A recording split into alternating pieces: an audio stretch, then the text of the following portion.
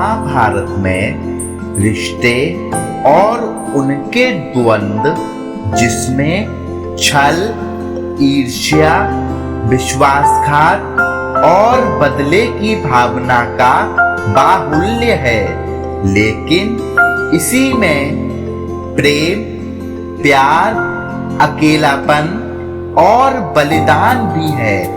धृतराष्ट्र, पांडु और विदुर का भीष्म और वेद व्यास से क्या रिश्ता था? राजा शांतनु ने गंगा से विवाह किया था। गंगा ने 7 पुत्रों को जन्म दिया, उन्हें पानी में बहा दिया। 8वें पुत्र को बहाने गई तो राजा शांतनु ने शर्त का उल्लंघन करके उसे बचा लिया। चूंकि शर्त का उल्लंघन हो चला था, तो गंगा पुनः अपने लोक चली गई और शांतनु अकेले अपने पुत्र देवदत्त के साथ रह गए। यही पुत्र बड़ा होकर भीष्म कहलाया। परंतु इस बीच राजा शांतनु का दिल धीवर नामक एक मछुआरे की पुत्री सत्यवती पर आ गया, जो कि निषाद समाज से थी।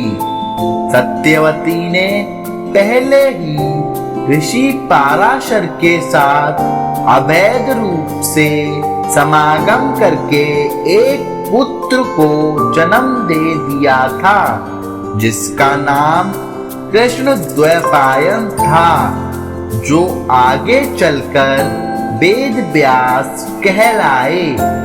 बाद में सत्यवती के पिता ने राजा शांतनु के समक्ष यह शर्त रखी कि मेरी पुत्री का पुत्र ही हस्तिनापुर का युवराज बनाया जाए। राजा इस प्रस्ताव को सुनकर अपने महल लौट आए और सत्यवती की याद में व्याकुल रहने लगे। जब यह बात भीष्म को पता चली, तो उन्होंने अपने पिता की खुशी के खातिर आजीवन ब्रह्मचारी रहने की शपथ ली और सत्यवती का विवाह अपने पिता से करवा दिया। इसीलिए भीष्म पितामह सत्यवती के पुत्र नहीं थे।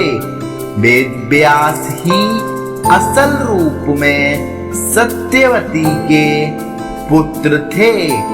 फिर सत्यवती ने राजा शांतनु के साथ समागम करके 2 पुत्रों को जन्म दिया, चित्रांगद और विचित्रवीर्य। बहुत ही कम आयु में चित्रांगद किसी रोग के कारण मर गया और विचित्रवीर्य, जिसका विवाह भीष्म ने काशी की राजकुमारी अंबिका और अंबालिका से करा दिया। परंतु विचित्रवीर्य किसी पुत्रों का जन्म नहीं दे सकता और उसकी भी असमय मौत हो गई। तब फिर से धर्म संकट खड़ा हो गया। मतलब यह है कि सत्यवती से शांतनु का वंश नहीं चला। ऐसे में सत्यवती ने भीष्म से कहा कि अब तुम अपनी प्रतिज्ञा तोड़कर विवाह कर लो। परंतु भीष्म ने कहा कि मैं अपनी प्रतिज्ञा नहीं तोड़ सकता। ऐसे में सत्यवती ने अपने ही पुत्र जो ऋषि पाराशर के साथ समागम से जन्मा था, उससे कहा कि अब तुम ही कुछ करो। तब वेद व्यास जी ने अपनी माता के आदेश से सबसे पहले विचित्रवीर्य की पत्नी अंबिका को सामने आने को कहा। वह आई, परंतु उसने किसी कारणवश आंखें बंद कर ली, तो उनको एक जन्मजात अंधा पुत्र मिला, जिसका नाम धृतराष्ट्र रखा गया। फिर विचित्रवीर्य की दूसरी पत्नी अंबालिका सामने आई, तो वह वेद व्यास जी को देखकर भयभीत हो गई, जिसके चलते उनको रोगग्रस्त पुत्र मिला, जिसका नाम पांडु रखा गया। एक बार फिर अंबिका को वेद व्यास के पास जाने के लिए कहा गया, परंतु उसने अपनी जगह अपनी दासी को भेज दिया, जिससे विदुर नामक पुत्र का जन्म हुआ।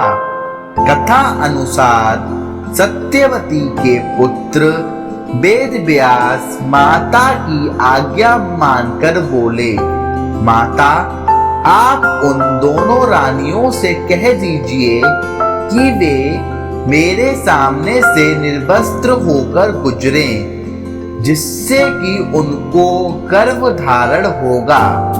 सबसे पहले रानी अंबिका और फिर छोटी रानी अंबालिका गई, पर अंबिका ने उनके तेज से डरकर अपने नेत्र बंद कर लिए, जबकि अंबालिका वेद व्यास को देखकर भय से पीली पड़ गई।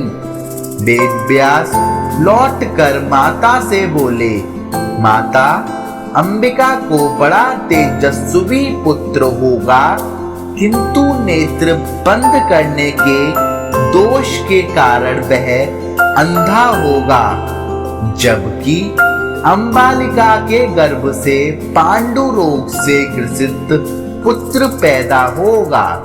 यह जान करके माता सत्यवती ने बड़ी रानी अंबिका को पुनः वेद व्यास के पास जाने का आदेश दिया। इस बार बड़ी रानी ने स्वयं न जाकर अपनी दासी को वेद व्यास के पास भेज दिया। दासी बिना किसी संकोच के वेद व्यास के सामने से गुजरी। इस बार वेद व्यास ने माता सत्यवती के पास आकर कहा, माते, इस दासी के गर्भ से वेद वेदांत में पारंगत अत्यंत नीतिवान पुत्र उत्पन्न होगा। इतना कहकर वेद व्यास तपस्या करने चले गए।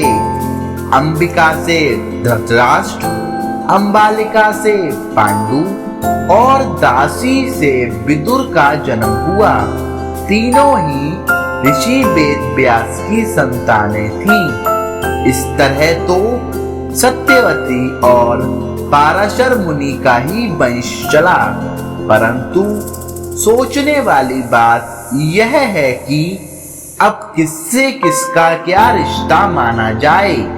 भीष्म पितामह धृतराष्ट्र और पांडु को यह सोचकर साथ दे रहे थे कि वे मेरे पिता के पुत्र हैं, और वेद व्यास यह सोचकर साथ थे कि वे सभी मेरे पुत्र हैं। दूसरी ओर पांडु और विदुर के पिता तो एक ही थे, परंतु माताएं अलग अलग थीं।